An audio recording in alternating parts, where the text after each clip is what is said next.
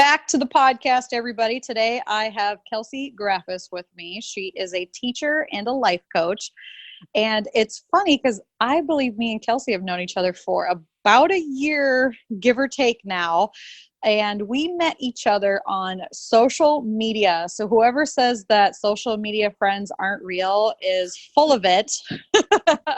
Because I literally met her through social media and had the pleasure of not only talking to her quite a bit over the last year, via Instagram and things like that, but had the pleasure of meeting her a few months ago in person, and it was incredible. So Kelsey has joined us today to, share her story and what she's up to now. So Kelsey, I'll let you take the floor. Yeah, isn't it fun how social media friends became like real life friends? I was very excited about that. And I'm pretty sure, just so that people know this too, I always say I'm very bold about asking for friendships, and I'm pretty sure last month I was like, hey, we're friends now. Are you cool with that? Like, yes, please give me all the friends. All the high vibe friends. You got to ask for what you want, right? Seriously. Gotta be brave about it. I love that. Yeah. All right. So kind of tell us how you got started on this journey. Okay.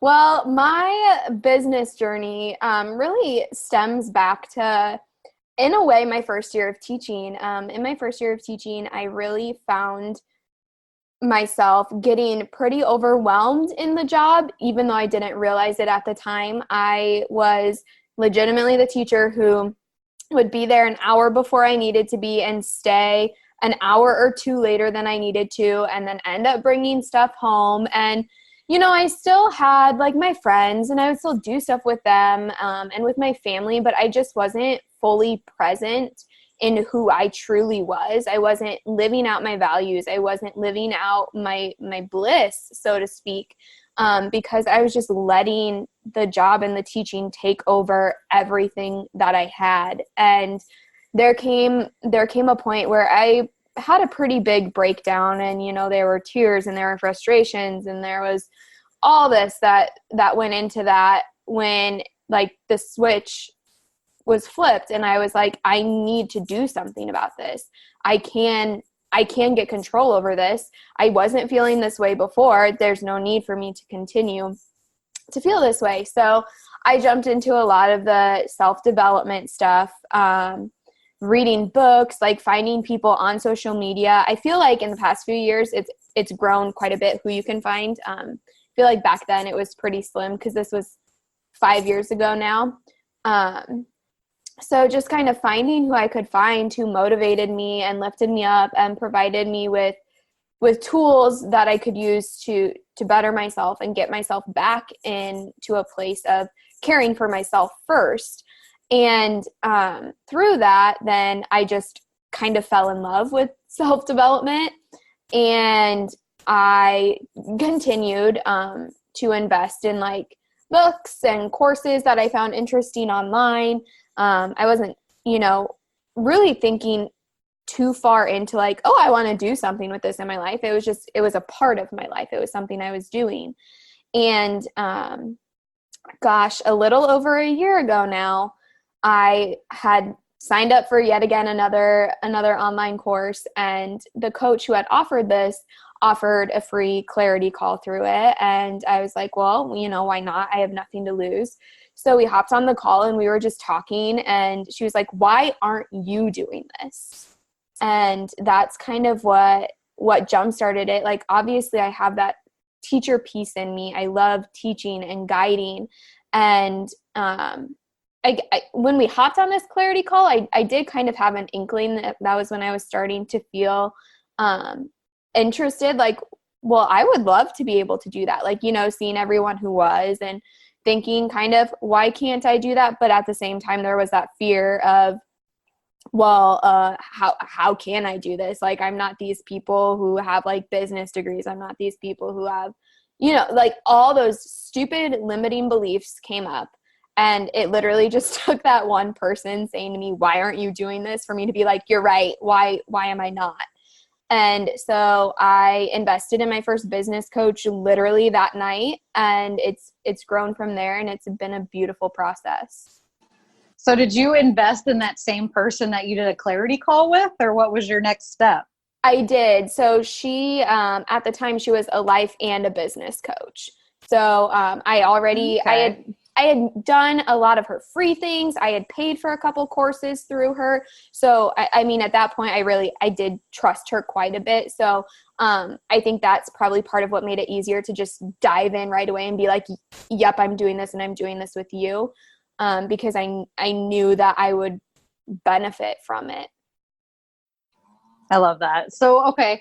So when you started your personal development journey, like what were some of the resources? Like, is there a specific book that you remember or a specific course that like was a light bulb for you? Because for me, I started with the law of attraction and like manifestation. And I know that that's not typically where people start, but that's kind of where I started in the personal development world. And then it's all come full circle. I'm still into the law of attraction, but the book, The Secret, was like my opening. So what kind of opened your eyes to this world? What resources? The first book that I was really drawn to, that really kind of kickstarted my journey was, why is it blanking me now? The Happiness Project by Gretchen. Oh, Rubin. Gretchen. Yeah, Gretchen Rubin. Okay. Yeah. I was like, the happiness journey to, no, the Happiness Project. And honestly, like bringing that up now, I feel like I should go back and reread it because I think I would see it from a whole different lens now. Cause back then I was just like, oh my God, give me anything that you can to like make me be happy. But even at the beginning too, I was so hesitant and I wasn't just like opening up my soul to what the universe was giving me and providing me with. And so I would read things and I'd be like, okay, that sounds nice, but okay, I could try that, but, and like there would be small things that I would pick out, you know, like I remember she was talking about just like decluttering, and that was something that I did really like hone in on, and I did a lot of decluttering to make my space feel better. I used to be like the messiest human. Ask my mom what my bedroom looked like as a teenager, and it would be a nightmare. And now it's like there's one thing on my kitchen counter and it drives me nuts. But it's just like it sucks energy out of me. So that was the book that really, really did it for me. And I wouldn't say that I really jumped full force into a lot of resources at once. It was definitely like things here and there, compared to what I do now, where I'm like reading multiple books at a time and, you know, all of this stuff. But I think I was looking for a way to fill that void, but it was also scary to kind of admit that I needed to do that. And I think that's where a lot of women find themselves in situations like this, is they get this, what I basically just call stuck. And they feel like, well, I can't admit that I'm stuck because that's going to make me look weak, or that's going to make me look like I don't have my shit together or whatever. And that's really when we need to start diving into this the most. So let's talk about that. What were some of the, first steps that you took? Well, real life, here comes my daughter. But like, what were some of the first steps that you took to help you get unstuck? Like actual action steps, because I know there's a lot of people who listen to this who are like, well, I listen to podcasts and I read books. And it's like, okay, great. But are you actually implementing those things in the book or in the podcast? Are you doing the things? So what were some of the first actions that you did? Yep. The biggest one was starting to express gratitude. And it seems so silly. And I share it on my platforms like all the time, like do gratitude. And people are like, oh, that's silly. That's not going to work. But it really is what started the shift in my mind to know that I could achieve everything that I want.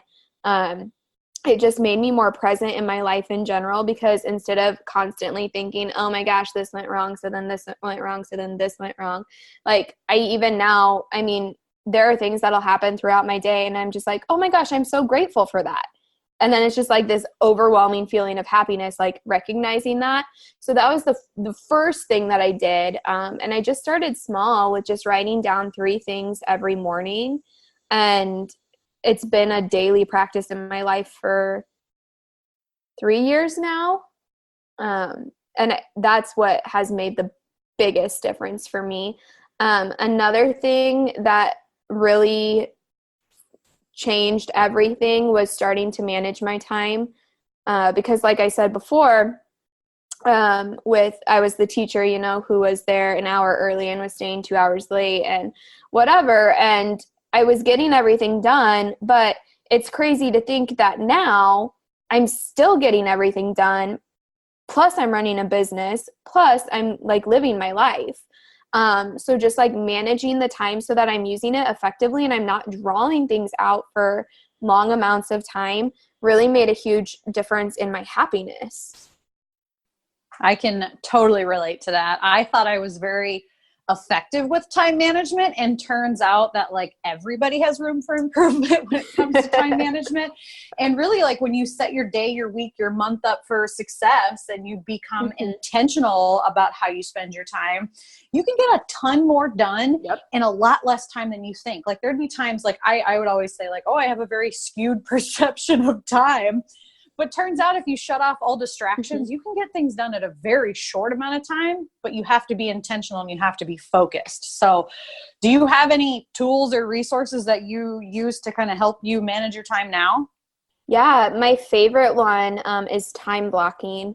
And that's just where you look at the tasks that you have to complete and you look at the time that you have to complete them in. So we can just use today, for example, because I knew that we were going to be hopping on to record this podcast at 5.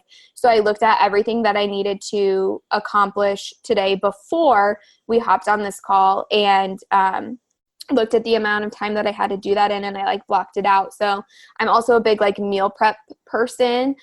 Even in the summer, I'm a little more like chill about it. But I still like to prep up like my breakfast and my dinners because I love just how convenient it is. But anyway, I needed to do that today. So I knew, okay, if I'm hopping on this call at 5, I need to be done with that by 4:45. So I would then think, okay, how much time do I need to prepare what I'm preparing? Okay, great. So I set an alarm on my phone to start cooking at 3:30. And I had set an alarm for 3 o'clock to draft up a post that I'm sharing with my Facebook group tomorrow. I'm just working things out that way. So, and the thing with that is too, you have to stick with it. So, when my 3:30 alarm went off, like, even if I'm not done with that post, like I need to move on because otherwise I'm going to get so caught up in that.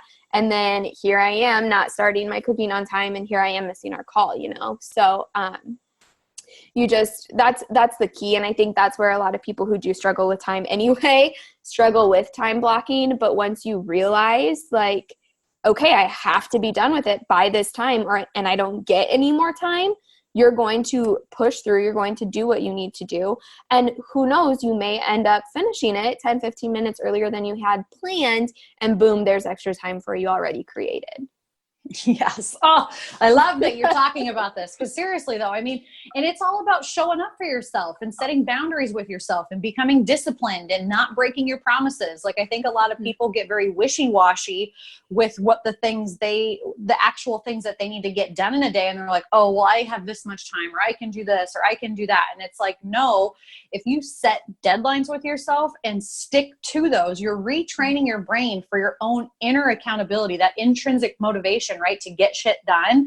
And it helps you in the future. And I think, we can even talk about this on the business side of things, but, I work with some women who want to start a business and they're like, how do you get it all done? I'm like, I stick to my freaking schedule that I keep to myself. It's like, it's not like when 4 o'clock comes around and it's time for me to write a blog post or it's time for me to do something. I don't go take a nap. Like I actually go get that thing done. So I love that. I love that you're talking about this on your platform too. And I know one of the other things that you talk about a lot is, personal values and finding your personal values. So can you talk about that a little bit? Yeah, this is teaching that is like my baby. I know. So share it. I could talk about this all day. How much time do you have? No, but I really found through my experience that like realizing what those personal values are is really key to living a happy and successful life. If you are not in tune with who you are, what your soul desires, what it needs, everything else that you do is going to be out of place, and it's not going to feel right, and it's not going to feel good. And figuring out what those values are for some people can be super easy, and for some people it can be super hard, but that's not even like the toughest part about it. You know, like I can easily say like, oh, I value my relationships. But the thing about it when it comes to living life in terms of your personal values is you actually have to live your life in terms of them, right? You can't just say, oh, this is what I value, this is important to me. And it's like, well, what are you doing then to make it a part of your life? Because if this is so important to you, but it's not a part of your life, how can you expect to be happy? How can you expect to find, you know, more good in your life when you're out of that alignment? And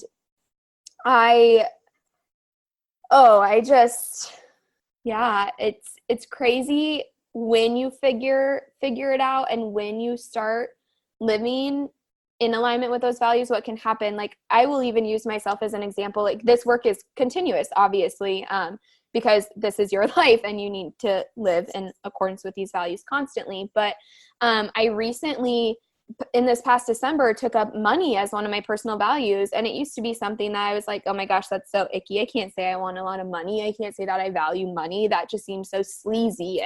But that's not the case. Like, why can't I value money? And so I've made it a point to, focus in on that value this year. And I invested in a course to improve my money mindset. And I started budgeting and looking really closely at my money. And what's crazy is I have not changed anything other than the fact that I'm focusing on this value and I'm putting my energy into it. I'm scheduling out time to spend on it. And my net worth has increased just in these past few months from changing nothing about like what I'm making, what I'm buying, just my mindset around it and focusing my energy on it has called in even more money to me.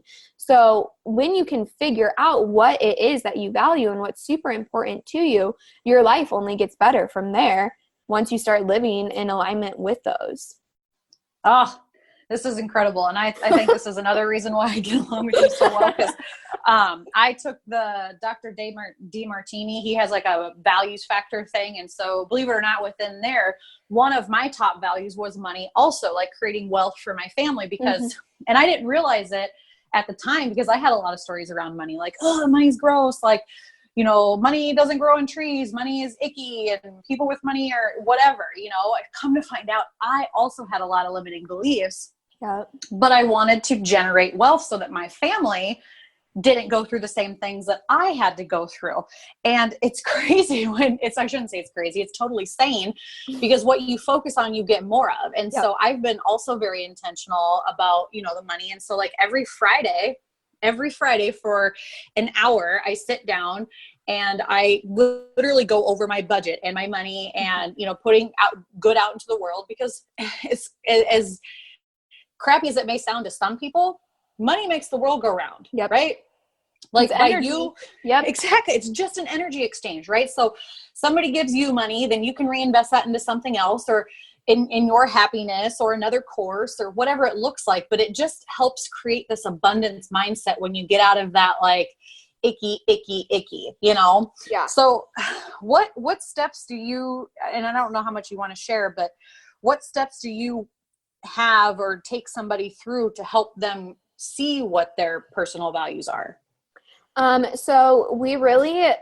So I teach a course on this. It's a group coaching course, and we work through it over a 6-week period. And we just we start with those basics. Like we start with gratitude. We start with the time management. We start with things that are fun, because when we're in our flow, when we're recognizing these things around us that we're grateful for, we begin to realize what our values are. And the beautiful thing is, like, people can come into this thinking like, okay, I know what my values are, but then I take them through, the first few weeks of just that self-discovery. And it's like, holy cow, like I didn't even know I valued this, or I didn't even know that like this is bothering me on a regular basis. All these things come to fruition. And, and for some people it is like what the values they come in with, like, is what they end up, with at the end of that self-discovery, and that's great too. But until you put in the work to truly discover who you are, a lot of it is values are put on us. So when I think back, like, to when I was a kid, I was always playing school, and my mom was a teacher, and my older sister's a teacher, and all this stuff. And so it was always like, oh, Kelsey's going to be a teacher, which, I am, and I do enjoy what I do. But sometimes I wonder how much of that, did I take that path because it was put on me that that's what was going to happen. And so the same thing is true for our personal values. You grow up, and this is kind of like a touchy subject, but some people, they grow up in a church setting, and so they feel like, okay, this is what I have to believe. But then they reach adulthood, and it's like, I don't believe in God. I don't, stuff like that. And so it's just like, we have to do this self-discovery for ourselves and through ourselves to realize what we do truly value. Because a lot is blocked by limiting beliefs. A lot is blocked by these things that people put on us, the expectations that we have from other people. And so, now I lost my train of thought. No, you're fine. You're right on. I think you're right on point. This is no, and we can, and no. Oh, the path that I take them on. Yes. So, yeah. It's a long path, but it's beautiful. And so then through that, like, we'll recognize like common themes that are popping up through these flow states and through this self-realization and all of that. And then the last half of the course is spent putting those values into action in our life and like legitimately writing out plans for how we're going to show up. And I have them write out plans literally through the next year, like what their next year is going to look like. So they have all the next steps then. Yes. Yep. And I mean, there's even like accountability through that year. I'm like, come back and you need to tell me where you are. This is your reflection for 3 months from now, blah, blah, blah. So it's a journey, it's a process, and it's well worth it. Oh yeah. There's no quick fixes. There's no snap your fingers, but I do love that you teach about personal values, because I know when I went through trying to discover my personal values, I was shocked by a couple and I wasn't surprised by a couple, but I was very, like what you think your top 3 to 5 values are and what they actually are can be very, very different. And it's very eye-opening once you start to, lean into that self-discovery and bring awareness to what it is that you truly desire and not what society or your family or history has made you believe that you desire. So when did you make the shift, or when did you feel the calling to, take the things that you've learned and create this business that you now run? I would say it's kind of funny that, with your podcast being about confidence and all of that, the course that I had actually taken that resulted in that free clarity call that I mentioned earlier was a confidence course. Perfect. Right? Isn't that wild? Mine, by the way. And like, it's so crazy. And like, when I signed up for it too, like I know I'm confident, but I just like, I don't know the right ways to use it. I don't know where I should be exerting my energy when it comes to my confidence. Exactly. And so I had taken that, and again, like I said before too, like in the past I had thought, well, maybe I could do this, but there were all of those limiting beliefs. But then like through that, building my confidence and really focusing on like, who do I want to be? Like, I want to do this. So I'm going to do this. And even at first, like I was kind of the person, like as I was creating, because I started just like building my brand before I started creating any like courses or my one-on-one coaching program or anything like that. I was just building my brand, getting my name out there, showing up on social media. And even then, like at the beginning, I was like, oh, well, if people that I know like find me, then they find me, but I'm not going to like let them know I'm doing this, or I'm not going to invite them to like my page or things like that. And, but I would say even through starting this business, like, again, I felt confident in starting it, but my confidence has even grown through that, because now it's like, oh, that little thing comes up that's like, invite people to like your page. And I'm like, okay, who's getting the notification today? Like, it doesn't scare me anymore. And, you know, like, I want people to see what I'm doing. That's why I'm here. I'm here to help. And obviously, you know, I surround myself with a lot of teachers because that's the profession that I'm in. And I know for a fact that the majority of them are feeling the way that I had felt in the past. So like, why wouldn't I want them to know what I'm up to? Why wouldn't I want to help them?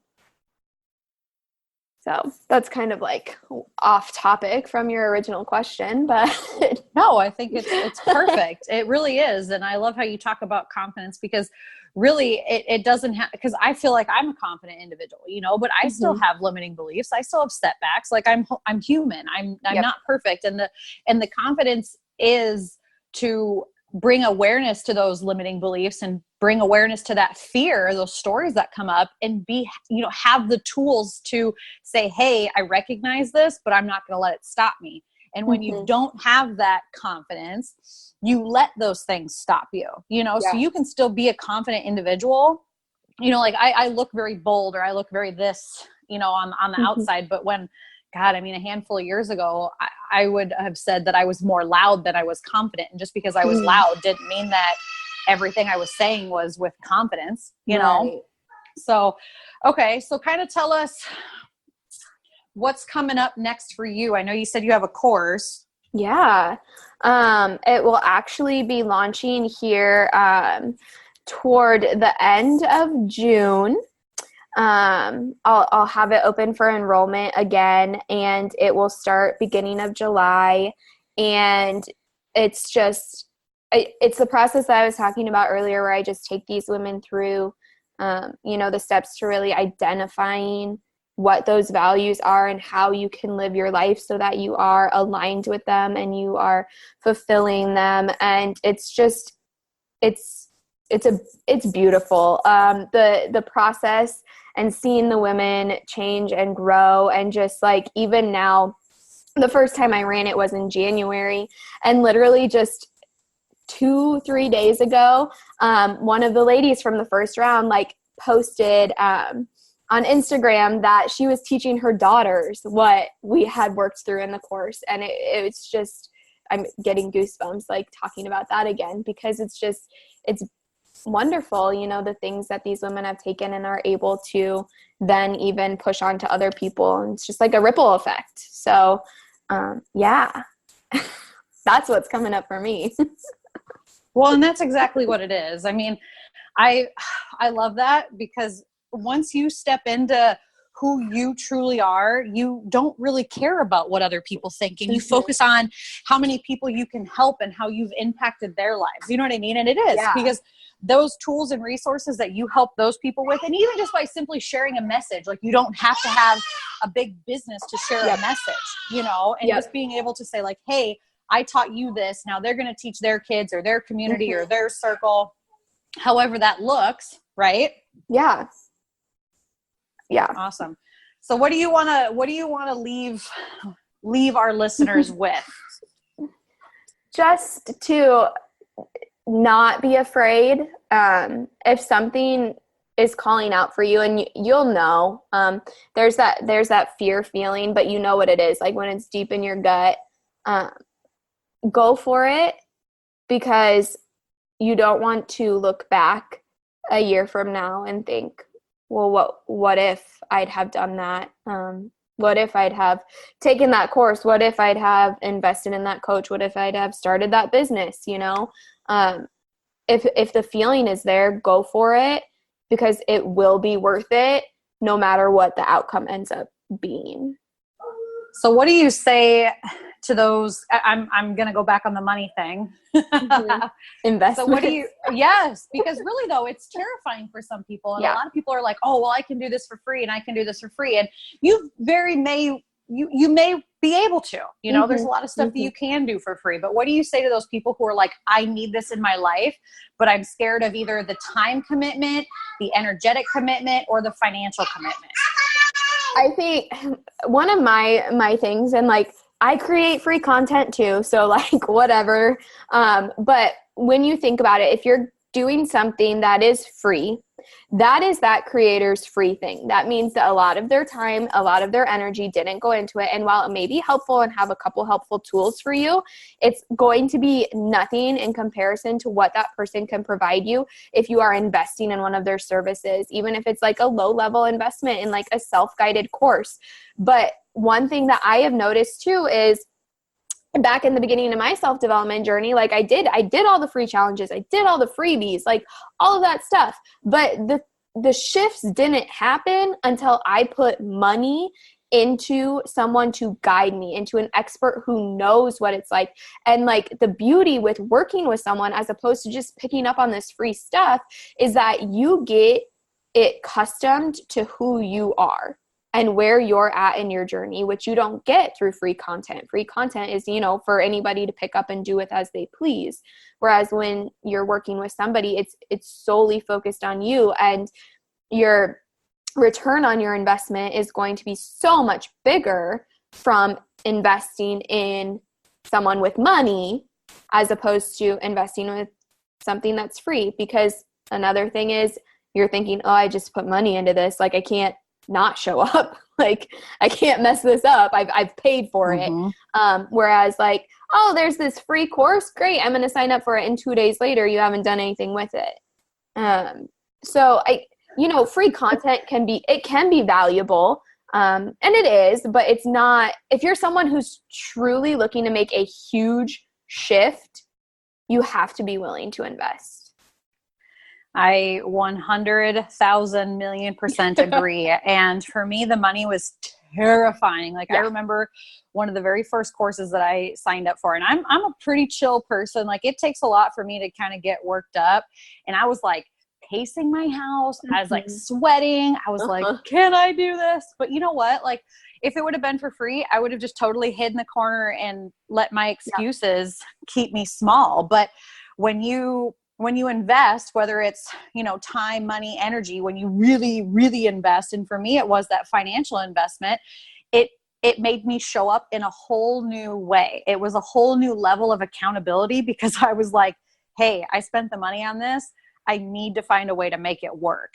Right. And like, yes, it's completely scary now. Like you said, you've been there. I've been there. Like that night, even though I was a hell yes to my business coach, I was not a hell yes to the money. Like that's exactly. I was like, literally, she was like, I have this payment option and this payment option. And I'm like, same thing. Like I'm pit now. I'm shaking. I'm sick to my stomach. I'm going to vomit, But then flash forward to me now, like someone reached out to me who I've connected with and like asked about if I wanted to be a part of a mastermind. And, so of course I was like, well, what's the investment? And she explained it to me and she's like, but I have this payment plan or this payment plan. And I was like, nope, I'll pay in full. It's fine. Like, isn't that crazy how you're like the shifts though, really? Yeah. And it's like, I was, and when I asked her like, what's the investment? It wasn't like, oh my God, what's the investment? This is going to make or break my decision that I want to be a part of this. Like, no, it's just like, okay, just tell me how much I'm going to owe you. And so, and obviously there is still some, when it comes to that's like, oh, should I have done that? But I'm already over it. That was literally just like yesterday and I'm already over was that the right decision? Yeah. Like, well, and I think like paying in full as opposed to payment plans, but like, why not? If you can, why not? Yeah. And I know everybody's at like a different financial commitment. You know what I mean? Like, and if it's scary to you and it pushes you to think outside, like, how am I going to make this happen? Maybe just give it a chance. I mean, I'm not saying out there and go, if you're making $10 an hour, go invest in $100,000 mastermind, but push yourself way outside your comfort zone. And when you do that, you are literally rewiring your brain to see that opportunity and possibility is everywhere and that you're not going to be stuck by money. I think a lot of times we put these things up on a pedestal and let them control our lives when really like we're the creator. Like we get to determine what we want to do, right. And I mean, Another thing too is if it is so scary for you, start small. If you're a person who's constantly doing the free stuff, maybe find, out of one of those free things that you got, whoever was the creator for it, like go see if they have a low level investment, self-paced course. A lot of coaches, you might find something anywhere from, 25 to $50 that you can invest in upfront. And that's not a ton of money, but then you can see, oh, wow, there's already this much more, return on investment that I've gotten from just investing $25. Well, what if I invest $100? And it just, start small if it's that scary.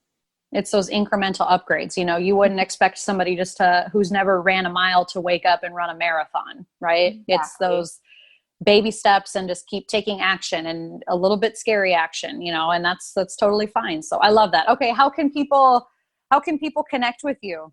Yeah, so I am on Facebook and Instagram. My handle is at AdventuringKelsey on both of those. That is also my my email address. And that's pretty much where I live. I'm mostly on Instagram. That's my favorite place. So I love reaching out, and I love hearing from people too. So shoot me a DM on Instagram. I'm pretty good about getting back to those, as you know. Oh yeah. Instagram and podcasts are my absolute favorite. It's fun. Stories. I like them. Yes. Oh, I know. We were just talking about stories the other day. Yep. Yeah. Go check out Kelsey and her stories. You guys will love it. You can see my corgi. She's really cute. But you do give a ton of valuable information. I mean, every time I see you, I'm just like, yes, I just get so excited. I just love watching you. So, all right, guys, go hit Kelsey up at AdventuringKelsey on Instagram. Send her an email, send her a DM. I will put the link in the show notes, how to contact you. And then also for your course that's coming up for anybody that's interested. I love Kelsey, and I think you guys would really enjoy, either following her or being a part of her group, or even taking her course. Whatever you can do to get more Kelsey in your life, I don't think that you will regret it. So. Oh, thanks. Yeah, and I loved this conversation. So thank you so much for coming on. Any final thoughts before we wrap this up? Just thanks for having me. It's always fun to chat with you. The feeling's mutual. All right, guys, take a screenshot of this. Tag me and Kelsey on Instagram at AdventuringKelsey and at Sasha.Davis. And we'll catch you guys next time. Thank you for listening to the Confidence Coach podcast. If you enjoyed this episode, I want to invite you to leave a 5-star review and share what you loved most about this episode. You can also screenshot and share it on social media. Tag me at Sasha.Davis. And if you're looking for additional resources, head on over to SashaDavis.com. Check out ways that you can work with me and all the free resources that are available to you. Have a kick-ass day.